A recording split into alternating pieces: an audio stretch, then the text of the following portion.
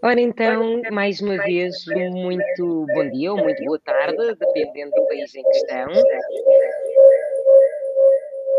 Acho que estamos a ter aqui um sonzito. Depois do nosso intervalo, 5 minutinhos para uma aguita, para pormos também a conversa em dia com outros panelistas e outros participantes. Estamos aqui de volta para o nosso segundo painel do dia. E já vamos aqui a meio da sessão, mas ainda há muita partilha, muito boas partilhas nesta cimeira. Neste segundo painel vai ser discutido o tema Work-Life Integration. Como é que os líderes das empresas podem ser facilitadores dessa integração? Para isso, temos já connosco um painel multicultural cheio de conhecimento para partilhar sobre este tema. Apresento-vos o Tiago Santos, de Portugal, especialista em programas de bem-estar organizacional e CEO da Workwell. Temos também connosco a Neide Teixeira, de Angola, diretora executiva de Pessoas e Comunicação da Refriango. Temos diretamente do Brasil, a Mariana Aragão, que é coordenadora, consultora e especialista em educação, carreira, empregabilidade e gestão de pessoas. E como nossa moderadora, temos a Mafalda Marques, sócia fundadora da Massive Media Portugal, com mais de 25 anos de experiência nas áreas corporativa, editorial, comunicação, marketing e venda. Tudo vosso para este nosso segundo painel e até já. Obrigada, Ângela. Mais uma vez, bom dia a todos ou boa tarde. Sejam bem-vindos a mais uma edição da Cimeira Lusófona de Liderança. Obrigada a todos os especialistas que aqui estão comigo neste painel. Este painel é interessante porque nós reunimos 3 especialistas de 3 países que representam 3 públicos-alvo aqui neste triângulo das empresas, que são as empresas, os colaboradores e os candidatos. Obrigada por fazerem parte e estarem a acompanhar. A Neide, como especialista na parte de pessoas, gestão de pessoas, o que é que faz a Refriango para equilibrar a vida pessoal e profissional dos seus colaboradores? Obrigada, Mafalda. Obrigada à organização pelo convite.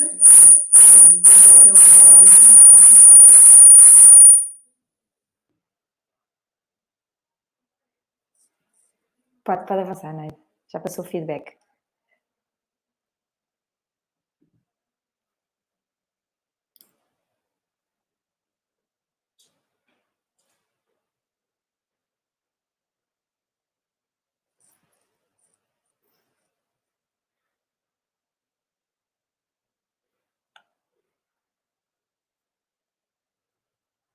Eu peço desculpa, Neide, tem que ligar o seu micro porque nós não conseguimos ouvi-la. Isso. Ok. Obrigada. Não ouviram nada? Não ouvimos nada, mas tem muito feedback. Ok, já conseguimos. Por favor, prossiga. Okay. Muito bem. A Refriango, ela tem uma realidade muito própria e desafiante, porque é uma indústria de bebidas.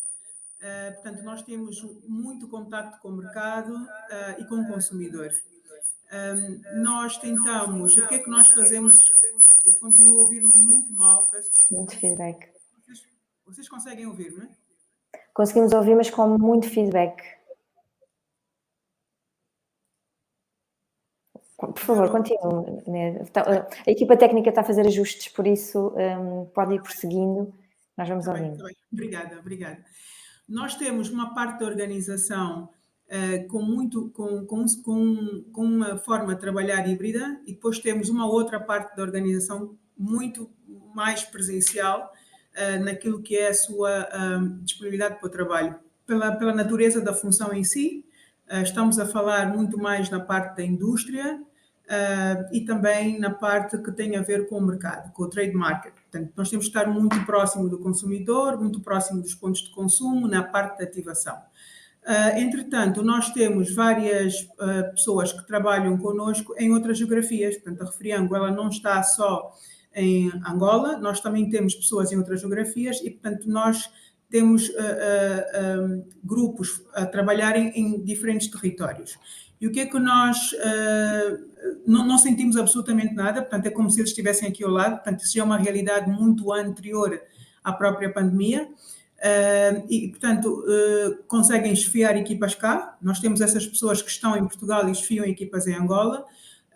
Nós permitimos também, em alguns casos muito específicos, portanto, não é uma coisa que nós temos hoje enraizada em termos de políticas, mas incentivamos que a liderança possa ela própria tomar decisões sobre quem é que tem uma necessidade diferente em termos da prestação de trabalho por questões pessoais, desde a questão de maternidade, desde a questão de ter uma família que não resida no mesmo local. Portanto, nós somos flexíveis neste sentido, mas no geral ainda temos muito da organização no presencial. E é claro que depois nós fazemos a gestão um bocado das exceções, dependendo muito da área onde as pessoas possam estar a trabalhar. A Refriang é um bom exemplo de uma empresa que faz uma boa ligação emocional das suas equipas às marcas que produz. O que é que fazem nesta matéria para criar e manter a ligação emocional? Bem, nós temos aqui uma área que é a área de comunicação, onde nós desenvolvemos programas de reconhecimento, de criação do sentimento de orgulho e de pertença, onde nós temos aqui vários eventos internos com colaboradores e também relacionados com as nossas marcas, para que as pessoas possam sentir orgulho, portanto, em trabalharmos em equipa, e esta área é completamente dedicada só a criarmos programas nesse sentido. É claro, nós também fizemos um estudo do clima organizacional o ano passado, e esse estudo do clima organizacional permitiu-nos também sentir qual seria a percepção das pessoas em várias dimensões, em especial também nesta questão do equilíbrio entre o trabalho e a vida pessoal. Nós temos estado também, por causa disso, a criar aqui mais flexibilidade neste sentido, para permitir às pessoas em algumas áreas poderem também ter este benefício conjunto, é claro, com uma condição de que o seu rendimento, em termos daquilo que são as suas expectativas de entrega na organização, se mantenham. Mas, portanto, temos uma área completamente focada nas questões de employee branding, de iniciativas que ligam as pessoas e de manter a cultura da organização ativa.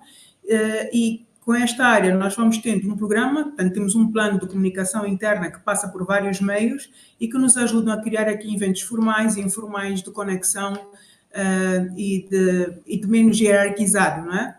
Em termos de comunicação. Exatamente, obrigada pela partilha. Uma das questões que a Refriang também trata tem parcerias estratégicas internacionais, não é? Faz intercâmbio de boas práticas setoriais, porque também, ou seja, exporta para 22 países, está presente em 10 países, mas exporta para 22 países. Em que medida é que esse intercâmbio internacional contribui para o desenvolvimento das pessoas dentro das equipas? Dão as oportunidades às pessoas de crescer para outras funções? Há esse feedback? Sim, imenso. E a Refriango, além desta oportunidade, portanto, nós temos parcerias com empresas internacionais, estamos a falar de Coca-Cola, estamos a falar da Diageo e da Pascoal, agora na parte dos laticínios.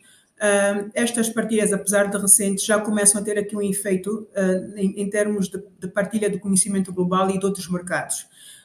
Nós já tivemos, por exemplo, no Quênia, a ver como é que é feita a operação Coca-Cola lá. Temos tido várias partilhas em relação à própria Pascoal em Espanha, onde eles têm a sede, e estes mercados permitem-nos também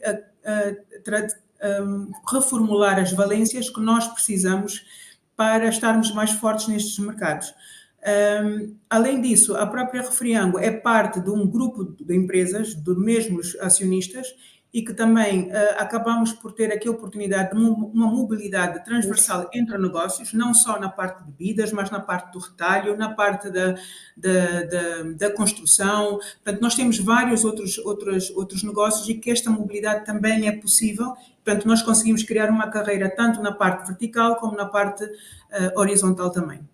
Como na vertente horizontal também.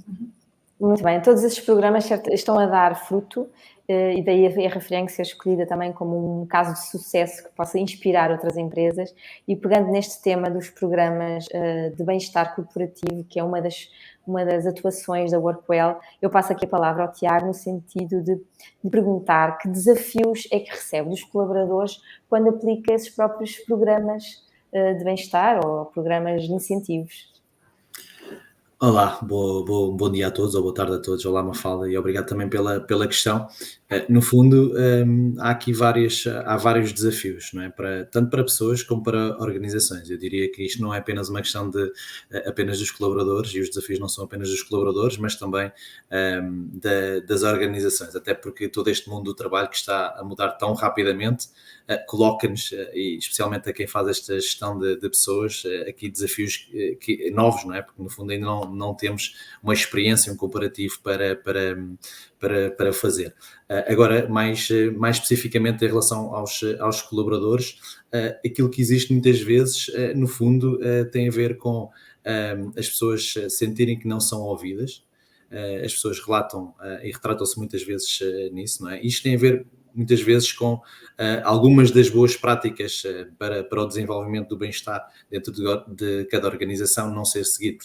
Estamos a falar de ouvir as pessoas, estamos a falar de envolver os colaboradores neste desenvolvimento que deveria ser conjunto, não é? Não deveríamos estar a fazer programas para alguém, mas sim com os colaboradores. Portanto, no fundo, isso implica que nós estejamos mais ou as organizações, as suas lideranças, estejam mais atentas aos seus colaboradores, no sentido de as envolver mais cedo e no sentido também de as escutar. E a mim parece-me que esses são dois dos principais desafios, não são os únicos. Mas veja-se, por exemplo, nós se não tivermos um clima de confiança dentro da organização, nós bem podemos escutar os colaboradores, não é? Portanto, eles podem dizer aquilo que eles bem entenderem, para agradar ou não, e no fundo poderemos ter aqui um viés ainda considerável. Portanto, além de os escutarmos, tem que haver, portanto, depois numa base, um clima de humanização, um clima de confiança, um clima de suporte às pessoas, para que as pessoas também se sintam cuidadas, não é? E sintam que existe uma preocupação com elas, e portanto eu posso dar o meu feedback, seja ele mais agradável ou menos agradável, e não vou ser posto em causa por causa disso. Portanto, esse eu diria que seria um dos primeiros pontos. Mas existem mais. Existem mais porque muitas vezes acontecem também algumas incongruências ou incoerências, porque as pessoas sentem que não são ouvidas e depois, naturalmente, aquilo que sejam os benefícios de bem-estar, sejam as iniciativas que são criadas, podem não estar, no fundo, ajustadas àquilo que são as suas respectivas necessidades. Portanto, as pessoas referem também isso e referem que a incoerência que existe, por exemplo, em eu poder enfim, eu tenho um benefício de ter um conjunto, seja de formações, seja de outro tipo de iniciativas de bem-estar que acontecem internamente na empresa, mas ainda assim eu tenho longas horas de trabalho, eu tenho uma pressão para os resultados muito elevada, tenho um volume de trabalho também demasiado extenso, então acaba por ser aqui um pouco aquela incoerência de, ok, por um lado eu estou aqui e estão no fundo preocupados comigo, ou dizem que estão preocupados comigo porque existe um conjunto de benefícios, mas depois acaba por não ser genuíno e as pessoas percebem isso, porque eu nem sequer tenho tempo para parar meia hora para fazer uma pausa, ou 10 minutos para uma pausa, ou para assistir a qualquer formação. Portanto, no fundo, acaba por ser aqui muito ser genuíno ou não ser genuíno. E isto faz com que as pessoas percebam claramente e muito mais fácil do que aquilo que nós possamos imaginar, e isso naturalmente que afeta não só aquilo que é a percepção do colaborador perante a empresa, e afeta também a adesão a estes próprios programas. Portanto, eu diria que existem aqui primariamente estes dois desafios do lado do colaborador, é sentirem esta confiança, sentirem este suporte, de uma forma genuína, envolvendo as pessoas e escutando realmente as pessoas. Estamos aqui a falar claramente de comunicação, não é? Ou seja, os programas de bem-estar devem ser contextualizados, não só nos seus objetivos, e depois também receber o feedback, não é? E há pouco, quando se falava no painel anterior, o walk the talk, não é? As próprias lideranças têm que dar o exemplo, serem coerentes e mostrarem, pelo menos pedirem feedback para poderem melhorar o processo, porque isso é tudo um caminho, não é? Entre equipas. Aqui, só para em termos de resumo, o Tiago e a Neide representam dois vértices deste triângulo relacional, ou seja, a Neide enfoca aqui o vértice das empresas, o Tiago a parte dos programas de bem-estar, que toca a parte dos colaboradores. A Marina, como consultora de empregabilidade e desenvolvimento de carreiras, trabalha também com candidatos. E isto tudo porque os tempos mudaram, já não são as empresas que escolhem os colaboradores, são os candidatos que escolhem as empresas para as quais querem trabalhar, e de facto há aqui 3 fatores em causa: o propósito, a atratividade e a mentoria. Marina, afinal, o que é que devem as empresas fazer para atrair os candidatos certos? Bom dia a todos. Primeiramente, agradecer ao convite em estar aqui na Cimeira, né, representando aí um pouquinho do Brasil neste conteúdo aqui com vocês hoje. Bom, o que as empresas devem fazer? Nós estamos num mundo totalmente tecnológico.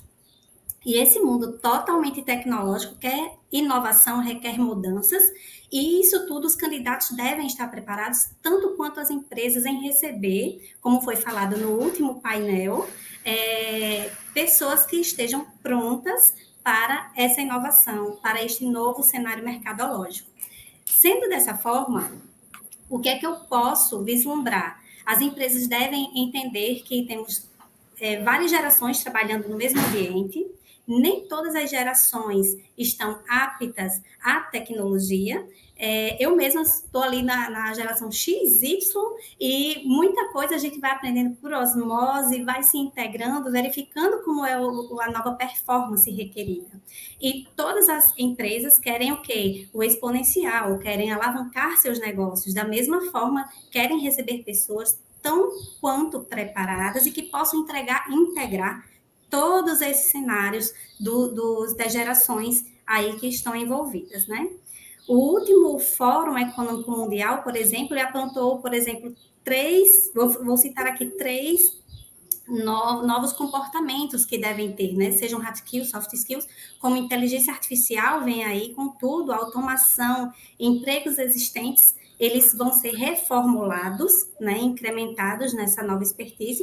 Nós vemos aí vários profissionais que basicamente operacionalizam, eles estão tendo que trazer a tecnologia para si, se comunicar de uma outra forma e assim trazendo resultado tanto para o candidato e a empresa. Hoje não é mais a empresa, como você disse, que escolhe o candidato. Muitas vezes os candidatos estão escolhendo a empresa. Isso é um movimento muito da geração Y e a mais nova geração do que a X e o Baby Boomers, por exemplo. Muito obrigada, Marina. Isto faz todo o sentido e até, Tiago, nos planos de bem-estar que incorpora nas empresas, como é que lidam com o gap geracional? Boa questão, excelente questão. Enfim, aquilo que nós achamos e recomendamos é que seja a questão do bem-estar e não só do bem-estar, toda a experiência do colaborador, que seja o mais personalizado possível, não é? E, portanto, quando nós vemos diferentes gerações tão diferentes entre elas no local de trabalho, nós temos que perceber que as pessoas são diferentes, têm necessidades diferentes, têm formas de ver a vida e o trabalho também diferentes. Aliás, estamos a ver isso agora, não é? Estas gerações mais recentes veem o trabalho de uma forma completamente diferente e, portanto, a melhor abordagem que se pode ter é uma abordagem de personalização, portanto, tentar perceber quais é que são as reais necessidades de cada um desses subgrupos, sabendo naturalmente que todas estas questões, que já se falou também no painel anterior, mas a questão da autonomia e da flexibilidade acabam por estar muito presentes, mais inclusive em gerações mais novas, não é? Portanto, elas veem o trabalho de uma forma diferente, querem mais autonomia, querem mais respeito pelo seu tempo. O trabalho não é apenas, a vida não é apenas o trabalho, não querem que ninguém controle o seu tempo, portanto, querem ser elas donas do seu tempo de uma forma consciente e, portanto, há aqui também, enfim, toda esta, tem que haver aqui uma questão também de adaptação muito grande, e falou-se agora, a Marina estava a falar de tecnologia, por exemplo, estas gerações são muito mais tecnológicas do que as gerações mais velhas, não é? Ainda assim, o que se nota também muito é que, por vezes, há toda uma descoberta entre as gerações que, no fundo, acabam por descobrir, por exemplo, na tecnologia, coisas que muitas vezes eram resistentes, mas que lhes traz um maior conforto, enfim, uma maior adaptabilidade, enfim, um conjunto de questões. Mas, do ponto de vista de perceber como é que se chega a diferentes gerações, eu diria que, mais uma vez, é de entender muito bem as pessoas, não é? Entender as pessoas, quem é que nós temos connosco, como é que é a nossa equipa. E aqui muitas vezes as lideranças e as organizações olhavam as pessoas apenas do ponto de vista profissional. E eu acho que hoje em dia nós, e enquanto líder também de uma equipa, nós não podemos apenas olhar para essa dimensão, nós temos que olhar para as pessoas como um todo, não é? Dentro do trabalho, profissionalmente, mas fora do trabalho, porque se nós tivermos toda essa, enfim, essa visão, essa análise de outras dimensões daquilo que compõe a própria pessoa, nós vamos compreender muito melhor quem é que ali está e quais são as suas necessidades. Portanto, a partir desse ponto de vista, nós conseguimos mais facilmente perceber que existem benefícios que podem ser mais facilmente e que fazem sentido e que as pessoas valorizam com uma geração e que, naturalmente, para outra geração são completamente obsoletos. Portanto, aqui, mais uma vez, eu acho que às vezes andamos muito à procura das soluções milagrosas, não é?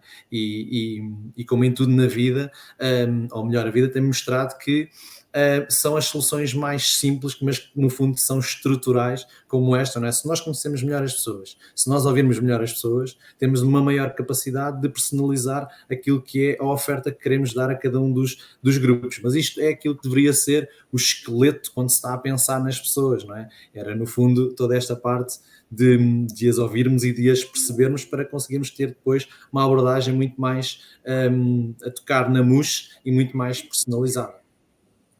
Obrigada, Tiago. De facto, faz todo o sentido e, se me permitem, conhecer a pessoa também passa por conhecer o seu contexto social, tecnológico, e aqui eu passo aqui a bola um pouco à Neide, porque eu sei que a Neide e a Refriang são sensíveis nesta área, eles têm o cuidado de conhecer o contexto de cada colaborador, entender as dificuldades, até muitas das vezes tecnológicas, se há internet, se não há internet, se há luz, porque são contextos muitas das vezes locais que vão restringir a atividade da pessoa e isso é muito importante. Neide, pode partilhar um pouco a sua experiência nesta área? Bem, as empresas, a Refriang, é mesmo um contexto particular. Nós, essa questão aqui das gerações, nós somos uma organização de 2.400 pessoas, existimos há cerca de 17 anos, e muito na gênese da criação da empresa, portanto, nós temos cá ainda muitas pessoas que participaram deste início e continuam válidas para aquilo que nós prevemos como futuro.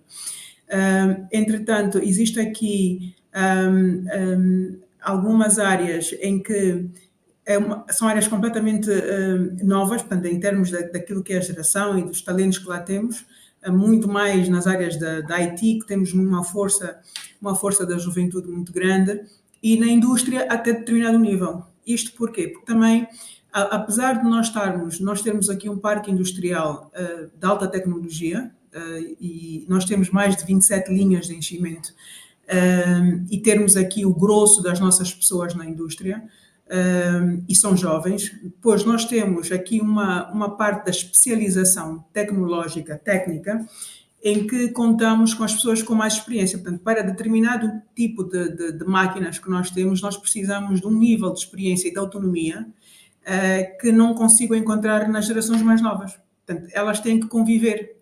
E este convívio gera muitas das vezes conflito, porque uns são mais atrevidos e mais inovadores, e o outro é mais reservado, muito mais cuidador das coisas.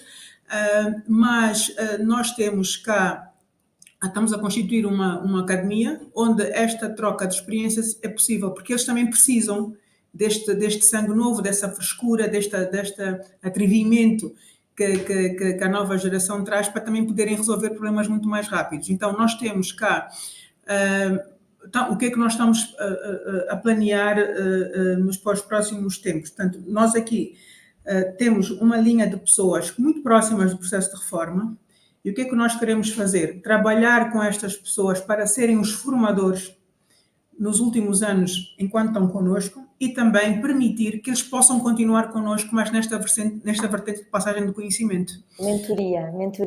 Mentoria, exatamente. Depois temos uma outra área que é igualmente desafiante, que era a parte do cliente, quando nós temos muitos jovens a venderem produtos em massa, as pessoas também visualizam um vendedor mais sénior como alguém com um bocadinho de mais idade, com alguém que está muito mais tempo na empresa, com alguém que se calhar não está a dar o desconto, se for uma pessoa muito jovem, não está a dar o desconto certo, e portanto há uma certa garantia que as pessoas veem em determinada geração que a nova geração não consegue trazer ainda. Então há esta partilha e também conseguimos conviver com ambas no dia a dia. Mas é como o Tiago falou, isto é muito no individual. Há pessoas que são muito mais resistentes e que nós temos muitas das vezes que intervir, nós RH, porque, entretanto, há áreas que a retenção de pessoas começa também a ver com a própria liderança que nós temos em determinadas áreas e temos que entender o porquê, temos que estar lá e entender o porquê que estas pessoas sentem-se menos confortáveis, ou melhor, não conseguem ver aqui uma perspectiva de carreira. E depois temos outras áreas em que muito mais liberais, muito mais abertas a esta experiência e que funciona muito bem e quase que não há interferência nenhuma do RH. Há pouco, quando me referi ao contexto, não era só o contexto social, mas também na parte tecnológica. Quando se tem colaboradores em regime híbrido, podem estar em regiões do país que tenham pouca ou fraca conexão, por exemplo, de internet. Sim. Algumas até com quebras de energia durante horas. Isto é uma realidade.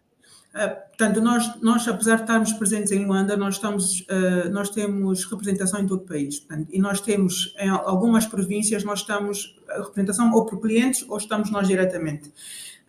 E temos aqui o grande desafio de manter as equipas conectadas. Portanto, temos pessoas em diferentes províncias onde não é possível nós estarmos ao lado delas, é muito nesta vertente tecnológica, nas plataformas que hoje temos, e que cria-nos sim muitos desafios, porque, entretanto, as infraestruturas do país que deverão suportar esta comunicação, elas são ineficientes não só nessas províncias, mas também acaba por ser mesmo aqui na capital. E temos cá um desafio de como é que nós conseguimos gerir essas pessoas, motivar essas pessoas, dar objetivos a essas pessoas, mantermos ligadas quando as ferramentas e as soluções que nós temos de trabalho, elas passam todas por essas infraestruturas que não nos conseguem dar essa garantia. E há muito processo depois de desconfiança. Portanto, depois quando não há essa comunicação constante, quando não é possível nós mantermos esse elo ativo, ou por um call, ou por uma conversa por Teams, ou para as pessoas poderem entrar em determinado tema via uma plataforma, depois começamos aqui a criar aquelas desconfianças. Não, se calhar isto não funciona desta forma. E muito disso depois é esclarecido ou é resolvido quando as pessoas começam a mostrar, olha, não conseguimos desta forma e temos que nos reinventar. E até porque o próprio mercado também não é assim muito estruturado em termos de tecnologias, né? Nós ainda temos muito contacto direto com o cliente, muito contacto direto com os nossos fornecedores e, portanto, acabamos sempre por voltar outra vez ao modo tradicional. Mas isso pode trazer algum stress entre equipas quando a própria conectividade não ajuda. Tiago, Desculpa. Sim, desculpe. Não, estava a fazer uma pergunta. Isso pode trazer algum stress, certo, às equipas, que depois a conectividade não ajuda, não é? Porque quando queremos mesmo assim ser de alguma forma flexíveis, depois o próprio contexto não nos permite. Ou porque a pessoa nem vive. Portanto, quando a gente fala, por exemplo, num regime híbrido, quer dizer que as pessoas têm que ter condições em casa para poderem continuar a trabalhar. O contexto da maior parte da sociedade, as pessoas o agregado familiar é enorme. Nós temos muita interferência. Nós estamos a falar de infraestruturas muito, muito debilitadas. Estamos a falar das próprias empresas também prepararem-se para criar meios, desde os laptops, desde as condições de internet, para as pessoas poderem trabalhar neste regime, e nem sempre esta mudança é assim tão célere, não é? Certo, ou seja, aquilo que falou do contexto social é muito importante, as famílias são numerosas, ou seja, o colaborador vive com se calhar 2 ou 3 gerações na mesma casa, inclusivamente os canídeos e os felinos. E então, Tiago, que proposta é que a Workwell, que propostas é que a Workwell já colocou às empresas para trazer esse bem-estar à distância, vamos falar assim?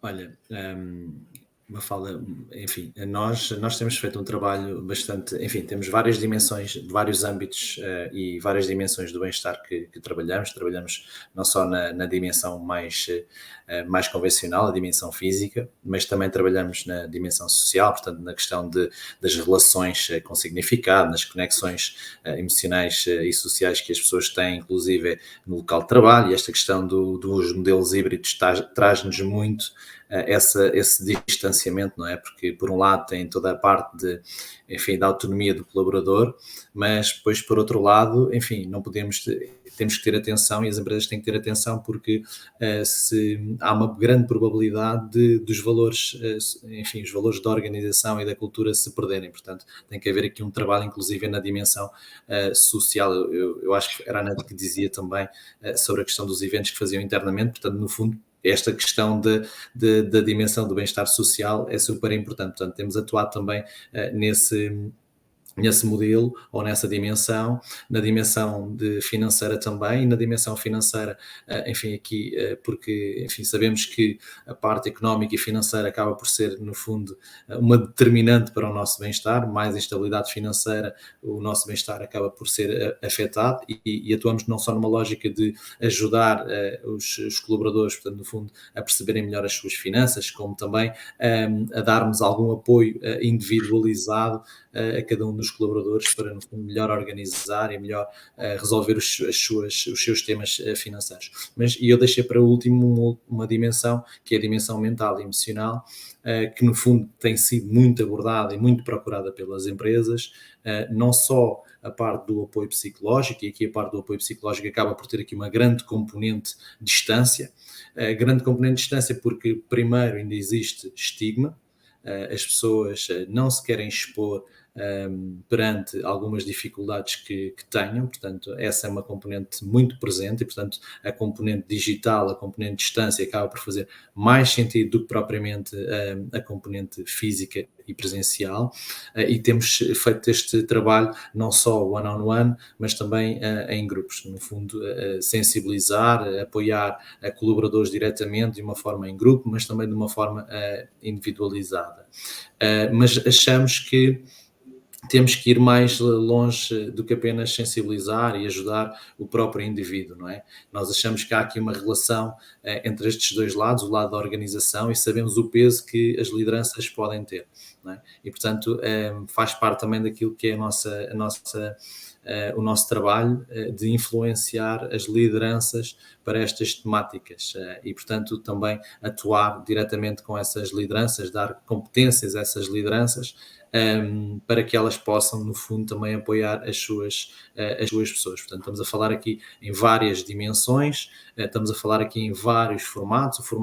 O formato digital acaba por ter aqui uma grande valia, nomeadamente para organizações que são muito dispersas geograficamente, para os modelos de trabalho que existem hoje, onde as pessoas acabam por estar muito em casa e em remoto. Temos soluções que possam tocar nas pessoas que estão no escritório, mas também possam ir à necessidade da pessoa que está em casa, as diferentes gerações. Portanto, naquilo que nós fazemos e nas iniciativas e programas que vamos desenvolvendo, há sempre uma forte componente digital. Nós, enfim, não é o que interessa para esta conversa, mas eu diria que nós até há 3 anos tínhamos 90% daquilo que fazíamos era muito presencial, e hoje em dia acabou por se inverter, não é?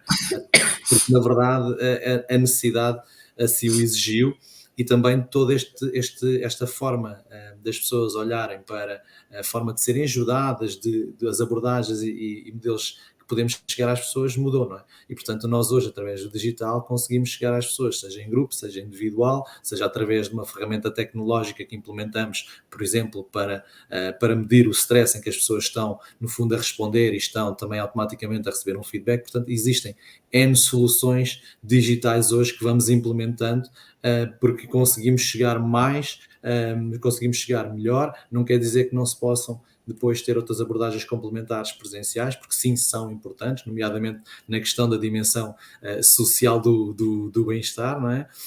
Mas o digital acabou por assumir aqui uma valorização muito grande, e as pessoas também percebem que o digital traz muitas vezes um apoio no conforto da sua casa, no conforto do escritório em casa. Portanto, isso acaba por ser também muito positivo, porque as pessoas podem estar em qualquer local que seja e terem acesso a todo esse suporte e apoio que a organização quer prestar em relação ao seu bem-estar. É exatamente isso, Tiago. Muito obrigada. Marina, isto que o Tiago falou agora tem a ver também um pouco com as novas gerações, os candidatos ou os futuros colaboradores das nossas empresas trazem também outras perspectivas, outras visões do trabalho.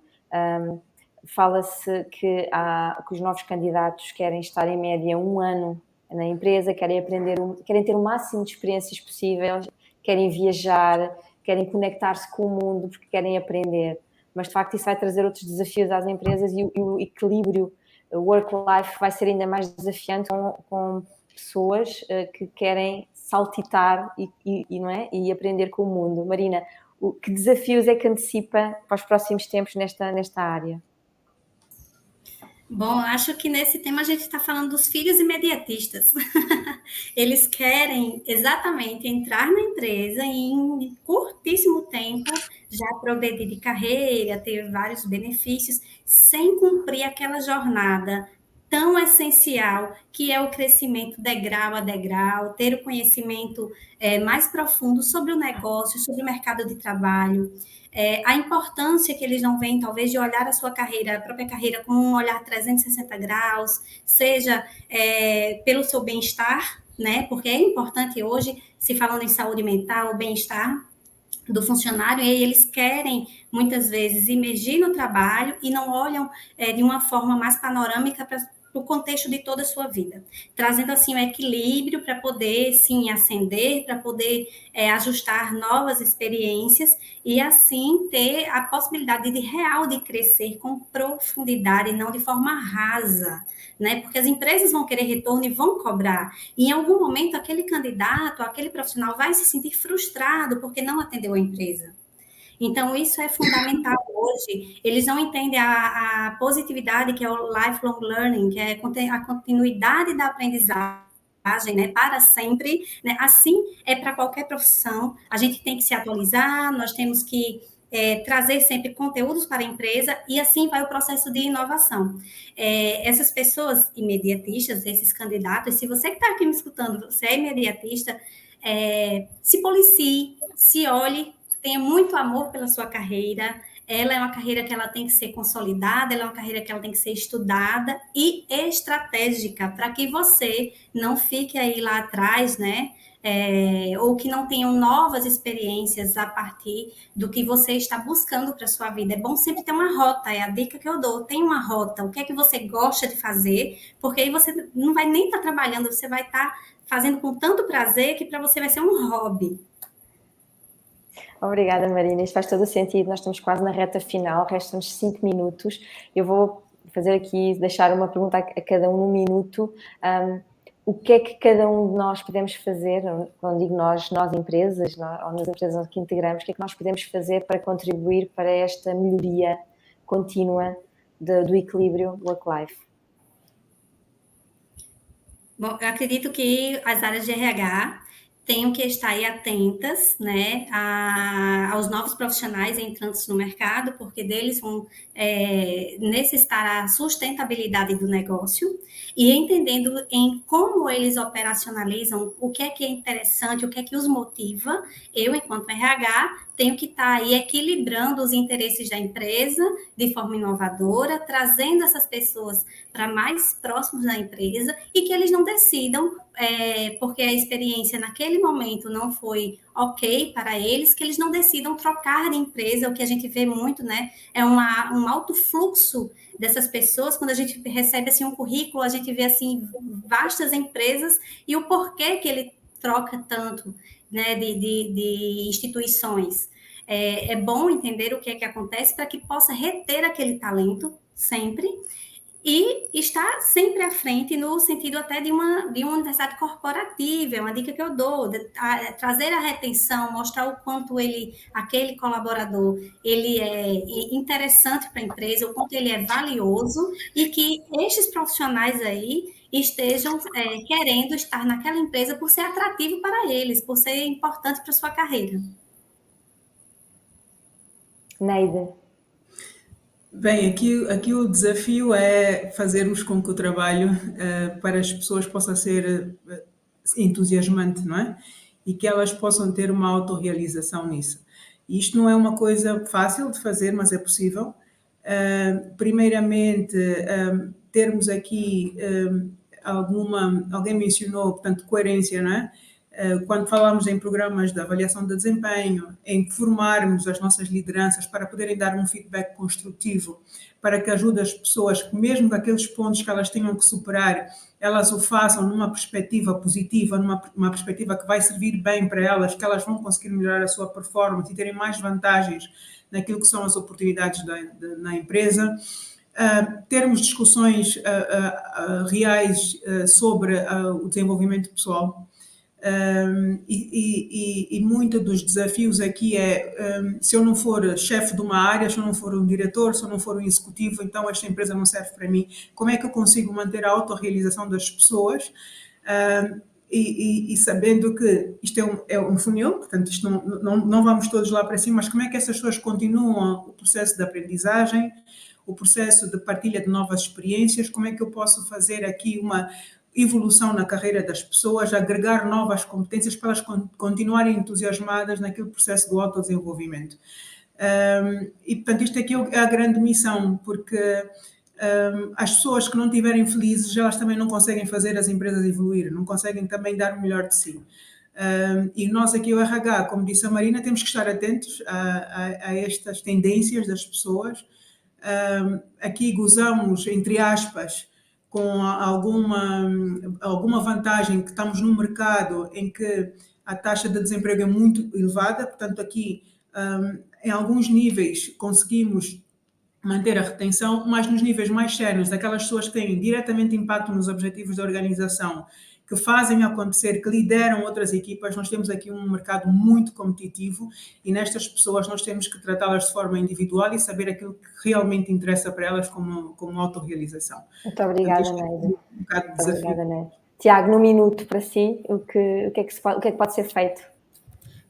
Olha, eu acho que temos um desafio bastante grande, principalmente na Europa e Estados Unidos, que tem a ver com a crise financeira que a inflação terá nos próximos tempos, não é? E nesse campo será interessante ver também como é que as empresas se comportarão quando estará em cima da balança as pessoas ou os lucros, não é? Portanto, há que ver como é que se irá comportar, porque eu preciso menos do que um minuto, eu acho que tem a ver com humanização.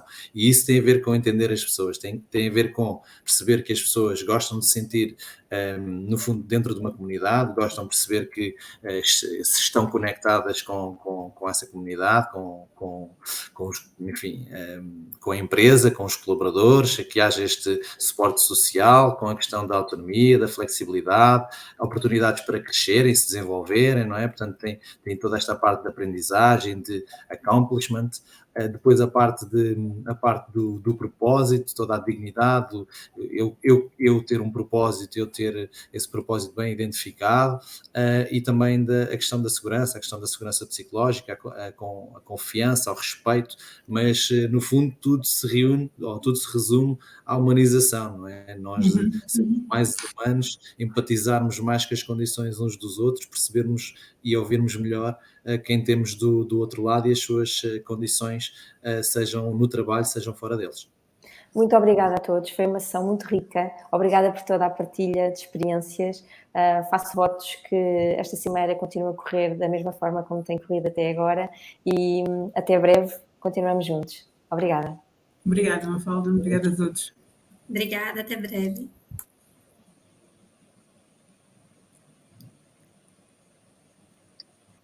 Muito, muito obrigada, Mafalda, por estar à frente deste painel. Muito obrigada também aos nossos convidados, aos nossos panelistas, que deixaram aqui, com certeza, tal como os anteriores, notas bastante interessantes para ficarmos aqui a pensar e a assimilar. Muito obrigada a todos pela vossa participação. Puxo-vos para mais um intervalo. Já sabem, o nosso tempo aquele 5 minutinhos, porque depois do intervalo vamos partir para a última parte da nossa, a última parte do dia de hoje da nossa cimeira. Portanto, até já, 5 minutinhos, voltamos a encontrar aqui nesta mesma sala. Até já.